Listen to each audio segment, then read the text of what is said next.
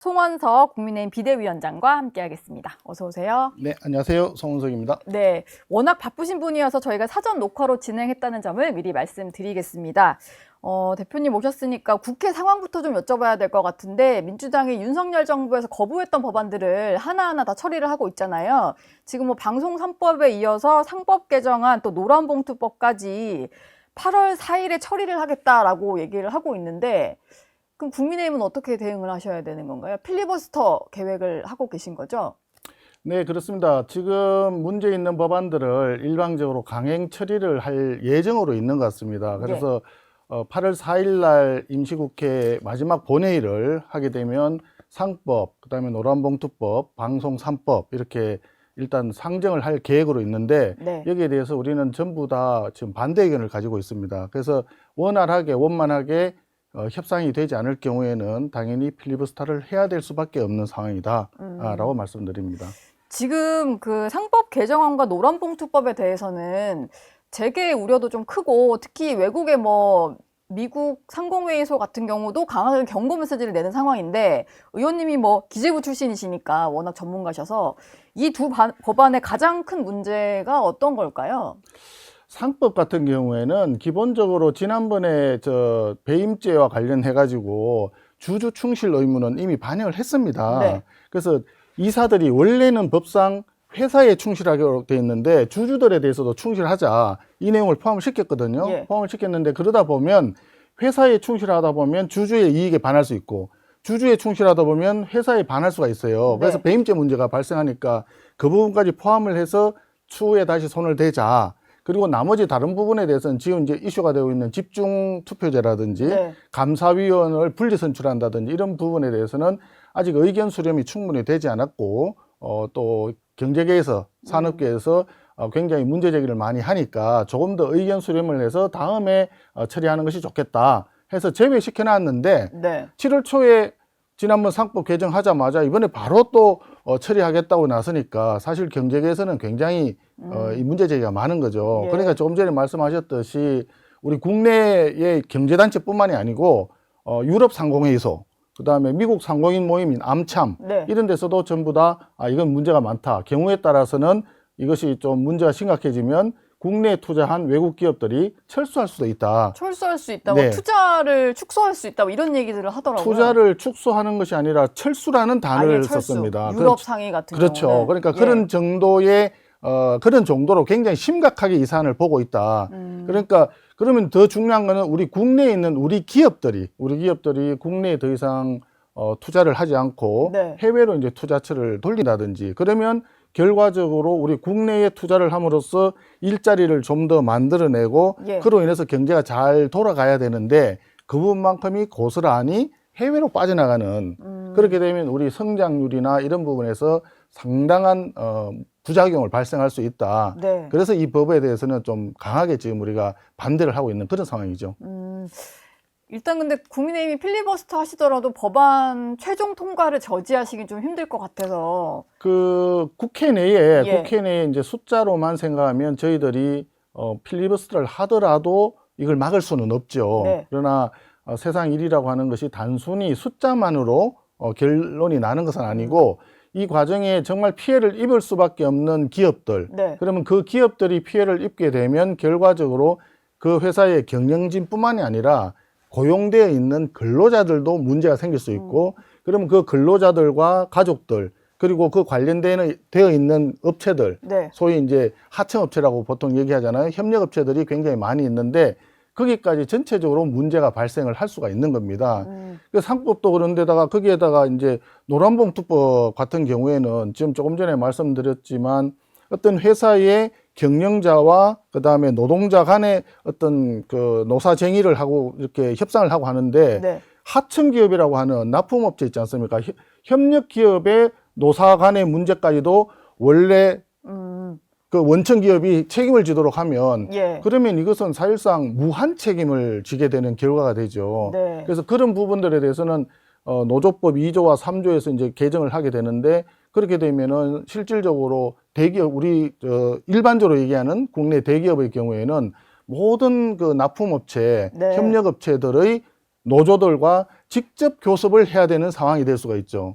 그러면 생각해 보십시오. 삼성 같은 경우에 또는 LG나 이런 대기업 같은 경우에 납품업체가 한두 개가 아니고 특히 또 조선업 같은 조선업은 경우는 너무 많을 수밖에 많죠. 없다면서요. 수십, 예. 수백 개의 업체들이 있는데 하루에 한 업체씩 협상을 해서 해결한다 하더라도 1년 365일 항상 매일 노사교섭 또는 노사쟁의 네. 결과적으로 그것이 뭐 파업으로 이어질 수도 있고 그런 상황이 되기 때문에 국내에 조금 심하게 얘기하는 분은 최근에 한 4, 5년 정도는 네. 그 노사쟁의 중에 춘투라는 말이 사라졌어요. 예. 춘투라는 말이 없어졌잖아요. 저 많이 듣던 말인데. 그 과거에는 굉장히 춘투가 예. 많았죠. 그런 이런 법에 의하게 된다 그러면 춘투가 다시 살아나고 네. 해마다 봄철, 여름철까지 노사쟁의로 인해서 세월이 가는 그런 경우가 생길 수가 있는 거죠. 네. 뭐 얘기를 듣고 보니까 미칠 영향이 좀 상당한 것 같아서 이제 국민들도 이제는 점점 많이 인지를 하지 않을까 이런 생각이 들고요. 최동석 인사혁신처장에 대한 얘기를 좀 해보겠습니다. 이분이 이제 논란이 좀 되니까 뒤늦게 입장문을 내고 사과 입장문을 내기는 했는데요. 그냥 마음에 상처 입은 분들께 죄송하다 뭐 이런 식이고 국민 눈높이에 맞는 공직자의 자세를 갖겠다. 사퇴는 안 하겠다는 식으로 정리를 좀 했습니다. 계속 뭐 안고 가겠다라는 것 같은데 이건 좀 어떻게 보고 계세요? 아니, 국민 눈높이에 맞지 않는다고 했으면 본인이 알아서 처신을 어떻게 할 건지 자기 그 거취를 표명하는 게 맞죠. 네. 근데 그거를 국민 눈높이에는 맞지 않지만 그냥 있겠다라고 하는 거는 책임은 지지만 사퇴는 하지 않겠다. 국민들은 전혀 이해를 할 수가 없을 겁니다. 그리고 이분이 예. 그젠가요? 그 국무회의 석상에서 네. 대통령 있는 앞에서 자기가 본인이 발언을 했는데 대통령이 직접 이렇게 제지하는 모습이 생중계가 되지 않았습니까? 그렇죠. 예, 그런 정도로 이분은 조금 그 문제가 조금 생각보다는 심한 거 아니냐 네. 이런 국민적인 의구심이 지금 일어나고 있습니다. 예. 예, 그래서 본인이 알아서 빨리 거취를 표명하는 게 맞다라는 생각이 듭니다. 그 민주당에서도 당장 박범계 의원 같은 경우에 대통령의 부담이 될 수 있다라고 좀 쓴소리를 했더라고요. 근데 일단 대통령실에서 국무회의도 계속 참석을 시키고 입장문 낸 이후로도 침묵하는 걸 보면 좋지 않을 것 같은데. 지금 문제가 예. 심각한 게 과연 그러면 그 인사혁신처장이라고 하는 최동석, 우리는 아첨혁신처장이라고 부릅니다. 아첨혁신처장. 예, 워낙 아첨을 잘하기 때문에 네. 이재명 대통령을 뭐 10년, 20년을 해야 된다고 그러고 뭐 하늘이 낸 축복이라 했던가 희한한 얘기까지 했는데 네. 그 최동석 처장의 그 발언에 의하면 네. 현 정부의 유력한 인사들은 전부 다 심각한 문제가 있는 분이에요. 뭐 비서실장, 비서실장. 예, 강훈식 비서실장. 예, 강훈식 비서실장, 우상호 정무수석. 우상호 정무수석, 그다음에 지방시대위원장, 예. 그리고 뭐 예를 들어서 문재인 정부 때 그 장차관들, 그 차관에 있는 사람, 지금 그 사람들이 지금 구윤철 경제 기재부 장관. 부총리, 네. 그다음에 조현 외교부 장관, 이분들이 지금 관세 협상한다고 지금 미국에 다녀오고 이러고 있지 않습니까? 네. 근데 그분들이 다 대한민국을 막친 문재인 정부 때 차관이었던 사람들이에요. 그런 심각한 사람들한테 대한민국의 미래 구군이 걸려 있는 관세 협상을 지금 맡겨놓은 상황인데 네. 최동석 처장의 주장에 의하면 최동석 처장의 주장에 의하면 그분이 네. 그렇게 말씀을 하셨다 이거예요. 예. 그러니까 그런 상황인데 그런 분을 다른 자리도 아니고 대한민국 공직자들의 어떤 인사를 총책임지는 예. 인사혁신처장 자리에 계속 둔다는 것은 이거는 용산 대통령실에 네. 인사검증 시스템에 심각한 오류가 발생했다. 뭐 밖에서는 다들 인사검증이 제대로 작동을 하지 않았다 이렇게 생각을 하죠. 네. 근데 왜 그런 게 작동을 하지 않았을까라고 하는 부분이 중요한데 네. 다들 성남 라인이 인사 라인을 장악하는 그 때문에 예. 완전 장악당하다 보니까 다른 쪽에서 뭐 크로스 체크를 한다든지 의견을 제시한다든지 하는 이런 부분들이 완전히 배제된 거 기능 아니냐. 못하는구나. 예, 그렇게 사실 보는 거죠. 그럴 법한 게 비서실장과 정무수석은 어쨌든 추천을 하지 않은 게 확실한 거니까요. 네. 그럼 성남 라인인가 보다 이런 말이 좀 나오는 것 같습니다. 관세 협상이 지금 이제 마지노선을 향해 가고 있으니까 이 얘기를 좀 여쭤볼게요. 근데 민주당에 소속된 전국 농어민위원회 소속 의원들이 미국 대사관 앞으로 몰려가서 이 농산물을 포함시키는 문제에 대해서 좀 강하게 반대 입장을 표명했는데 그러면서 쓴 표현을 보면 농산물 수입 확대하라는 거는 깡패다. 미국 정부를 향해서 깡패라는 표현을 좀 썼어요. 근데 이게 협상이 진행 중인 과정에서 많이 좀 논란이 될 수 있는 표현 같거든요. 어떻게 들으셨나요? 예, 뭐 그 단어 하나하나가 큰 협상을 뭐 좌지우지한다라고는 생각하지 않습니다. 그러나 네. 분명히 그런 단어를 썼을 경우에 상대방 입장을 생각해 보면 어느 정도 감정적인 선을 건드릴 우려는 있다. 네. 그런 생각이 들고 아무리 그 뭐 예를 들어서 소고기든 쌀이든 이런 것들이 수입이 들어오면 우리 네. 농축산물에서 문제가 발생할 거고 우리 농업 하시는 분들이 농민들이 전부 굉장히 피해를 입게 될 가능성이 많습니다. 저도 거기에 동의를 하고 우리 협상팀이 그런 부분에 대해서 피해를 입지 않도록 농민들이 피해를 입지 않도록 협상을 잘 해줬으면 좋겠다라고는 생각을 하지만 네. 그렇다고 우리가 또 농민들이 또는 더군다나 그 여당 의원들이. 집권 여당의 농민위원회인데 거기서 어떤 감정이 좀 섞여 있는 표현을 하는 건 좀 자제하는 것이 바람직하겠죠. 예. 지금 안 그래도 미국을 이제 방문하고 온 의원들, 여당에서 나오는 말은 아니고 야당 의원들 얘기를 들어보면 우리 정부의 어떤 중국을 대하는 정책이라든지 그리고 일부 뭐 반미 성향 이런 거에 대한 우려들은 좀 있잖아요. 근데 이런 와중에 미국 대사관 앞으로 몰려가서 하는 거, 이게 뭐 국내에서는 이렇게 반대가 심한데 우리가 그래도 협상 카드로 좀 이걸 가져왔다. 이렇게 협상력을 올리는 효과라도 볼 수 있으면 다행인데 그런 효과는 볼 수 있을까요? 지금 그 부분은 중국 예. 관련된 부분은 사실 좀 심각합니다. 네. 우리가 이제 국익이 걸려 있는 그 관세 협상이기 때문에 아무리 우리가 야당이지만 우리 정부 협상팀이 좀 잘해주기를 바라고 또 힘을 우리가 보태야 되고 그런 부분에서는 저는 전적으로 동의를 하는데 네. 중요한 것은 지난 정부 이제 그 탄핵 과정에 총리와 부총리를 더불어민주당에서 다 탄핵을 시켜버렸어요. 네.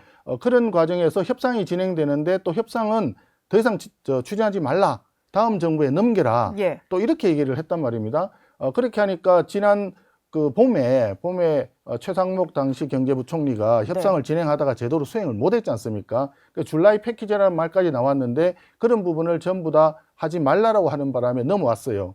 근데 지난번에 대통령께서 취임 한 달인가요? 30일 그 기념 그 기자회견을 했는데 그때 그런 말씀을 했죠. 이재명 대통령이 지금까지도 한미 양국이 정확하게 무엇을 원하는지가 명확하지 않다. 네. 이런 발언을 했습니다. 그러다 보니까 지난 정부에서 협상을 하려고 했는 거는 못하게 하면서 이번 정부로 다음 정부로 넘겨라 했는데 막상 정권을 인수하고 난 뒤에 한 달 동안이나 있었는데 그 사이에 서로가 무엇을 원하는지 파악한 게 없다. 파악이 안 됐다. 네. 이건 업무 파악을 하지 않은 것인지 못하는 것인지 능력에 문제가 있는 것인지 무엇이 예. 문제인가 네. 그런 국민적인 의구심이 생기는 거죠. 그래서 지금이라도 사실은 제일 중요한 게 네. 트럼프 대통령을 이재명 대통령이 가서 무조건 만나야 되는 거죠. 네. 그래서 지난번 캐나다에 G7 회의할 때 못 만났지 않습니까? 그렇죠. 그래서 그 다음 주에 있었던 나토 회의가 있었는데 그때 제가 회의 때 직접 얘기했죠. 나토 회의를 가시라. 트럼프 대통령을 만나야 하니까. 그러니까 무조건 나토 회의를 가시고 네. 거기에서 트럼프를 무조건 정상 간의 회담이 뭐 30분이든 1시간이든 이런 시간을 가지면 좋겠지만 그것이 안 되더라도 무조건 만나서 대화를 해야 된다. 네. 그것을 지금 하지 않은 상태에서 사실상 실무자들한테만 맡겨놓은 상황이잖아요. 그러면 이게 정상 간의 회담이 없는 실무자 간의 회담으로 과연 얼마나 많은 효과가 있을 수 있겠느냐. 네. 일본만 하더라도 총리가 직접 찾아가서 트럼프를 만났지 않습니까? 네. 만나서 대화를 하고 어쨌든 자기들이 필요한 거는 어느 정도 맞춰주겠다라고 얘기를 하고 그렇게 해서 이제 회담 그 협상이 이제 최종적으로 합의가 된 거 아니겠어요? 예. 그러니까 우리가 지금 생각해 보면 만약에 대통령이 나서지 않고 지금처럼 장관들한테만 맡겨놨다가 이게 결과가 제대로 안 나왔을 경우에 네. 그러면 이것은 어떻게 할 거냐? 대통령이 나서지 않았으니까 이재명 대통령은 책임이 없고 협상을 잘못한 장관들이 당신들이 잘못했으니까 당신들이 책임져라 이렇게 할 것인가? 네. 이건 아니지 않습니까? 예. 내각의 강요들은 다 최종적으로 전부 다 대통령이 책임을 지는 것인데 그래서 이 부분은 조금 아쉬움이 남는 대목인 것 같아요. 직접 나섰어야 하는데 네. 일단은 협상 결과는 한번 지켜보도록 하고요. 국민의힘 얘기로 좀 넘어가 보겠습니다. 전당대회가 한창 이제 후보 등록이 마무리가 됐으니까 이제 진행이 될 것 같은데요.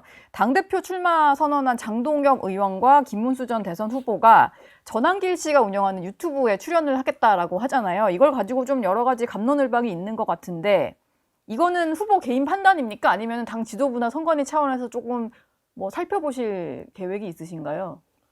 그 전당대회에서 어떤 분이 후보로 나올지 또 그분이 어떤 선거 운동을 할지에 대해서 당 지도부나 선관위에서 일일이 관여를 하거나 간섭을 하기는 좀 어려운 상황인 것 같습니다. 예.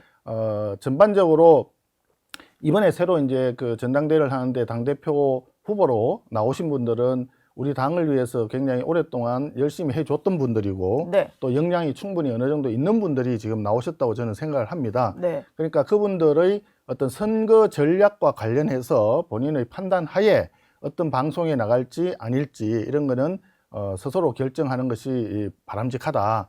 이렇게 생각을 하고 네. 다만 전한길 그 문제에 있어서 처음에 이제 이슈가 되었을 때 제가 분명히 얘기를 했죠.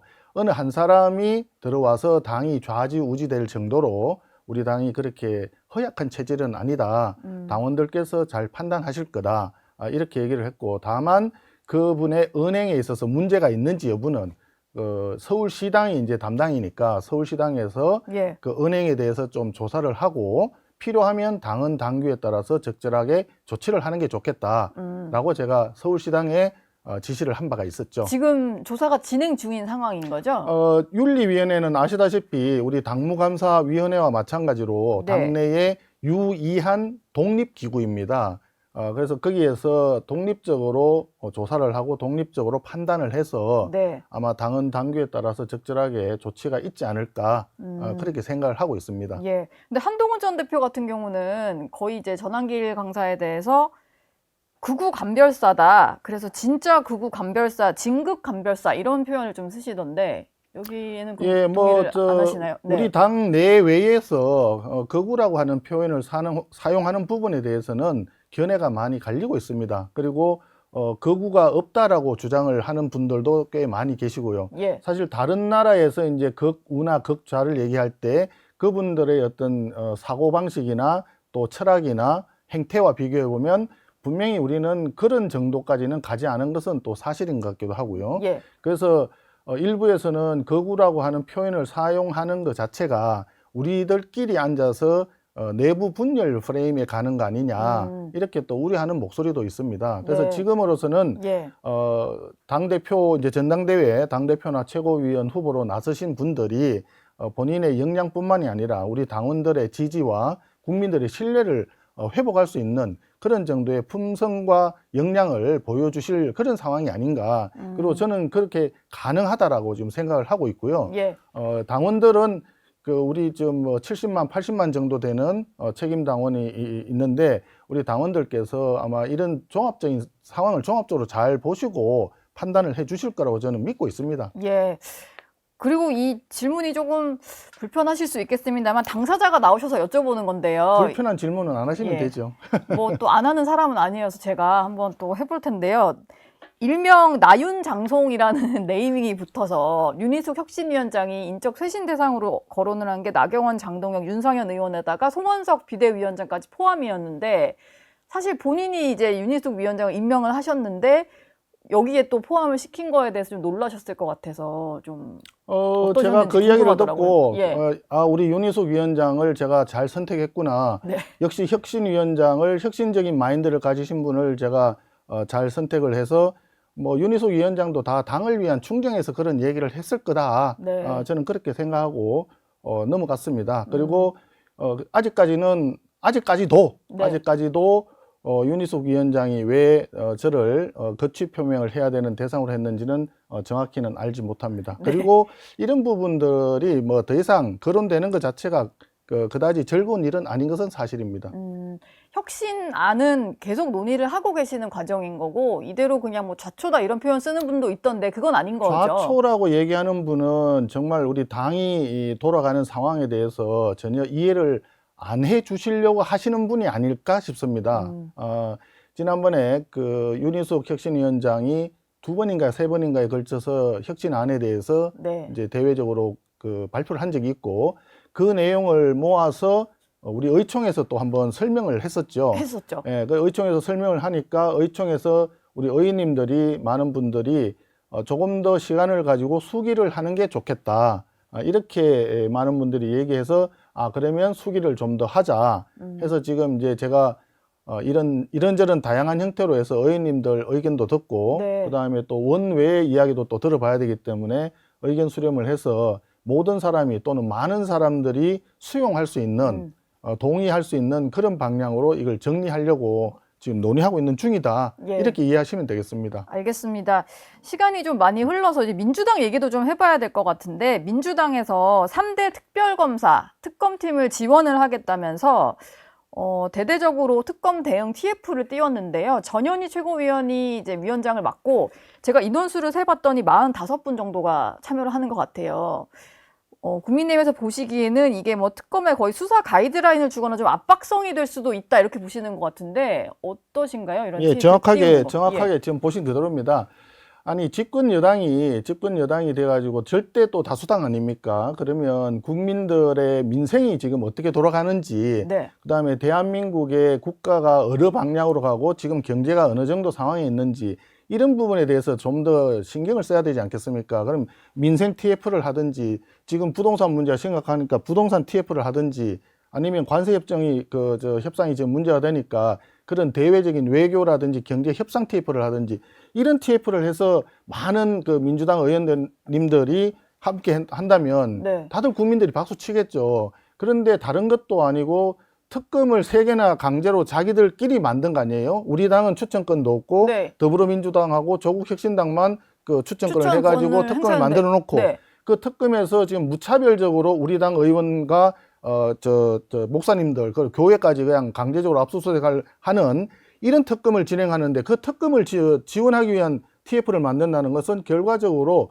대화와 협치는 아예 부정하고 우리 국민의힘을 대화의 상대방으로 인정하지 않고 정치 보복하겠다, 야당 탄압하겠다, 그것을 대외적으로 선언하는 거에 불과하지 않겠습니까? 예. 그래서 다수당이면서 절대 다수당이면서 집권 여당이 취할 도리는 아니다라고 생각을 하고 있고요. 네. 우리는 그러나 이제 특검의 압수수색이든 수사든 앞으로 받아야 되는 입장이기 때문에 그런 부분에 대해서 우리도 대응 TF를 만드는 것이 좀 필요하다라고 하는 생각은 가지고 있는데 다만 지금까지 아시다시피 지난번에 폭우가 와가지고 네. 굉장히 많은 우리 지역에서 많은 분들이 이재민도 발생하고 재산상 피해도 엄청나게 많지 않았습니까? 예. 그래서 그런 부분에 대해서 우리가 대응하는 것이 훨씬 더 중요하다 해서 일단 일정 시기 좀 뒤로 늦춰놓고요. 그리고 지금 현재로서는 더 중요한 게 8월 4일부터 더불어민주당이 강행하려고 하는 법에 대해서 우리가 어떻게 그 이걸 대응을 하셔야 되니까. 대응을 해야 될 건가,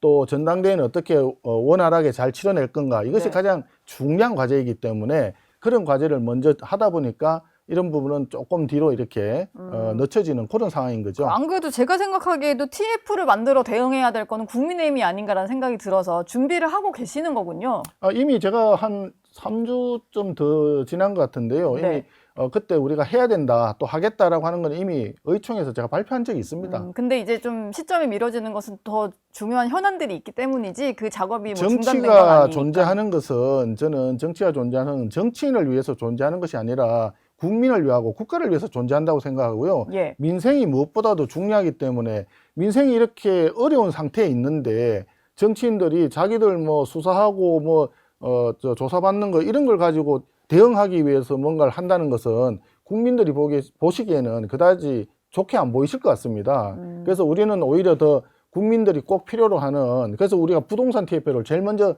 우리가 만들었죠. 네. 정부의 부동산 정책 이대로 가면은 당연히 이게 부동산 폭등이 될 거고 예. 대출 규제를 한다고 했지만 이렇게 하면은 당연히 전세 물량이 급감을 해가지고 아마 굉장히 많은 분들이 전세 집을 구하는, 가격의 문제가 아니라 전세 집을 구하는 것 자체가 불가능한 상황이 올 가능성이 많거든요. 그럼 이런 부분을 어떻게 해결할 거냐, 대책이 뭐냐, 이런 걸 진지하게 고민하고 대책을 마련해 주는 것이 정치권이 해야 될 일이라고 생각하기 때문에 네. 우리는 그런 쪽에 먼저 치중하자. 예. 그러다 보니까 갑자기 수해가 나서 많은 분들이 어려운 상황이 되니까 그럼 우리가 수해 좀 수재민들을 좀 가서 좀 도와주자. 네. 이런 일을 하다 보니까 자연스럽게 좀 우선순위에서 조정이 된 거죠.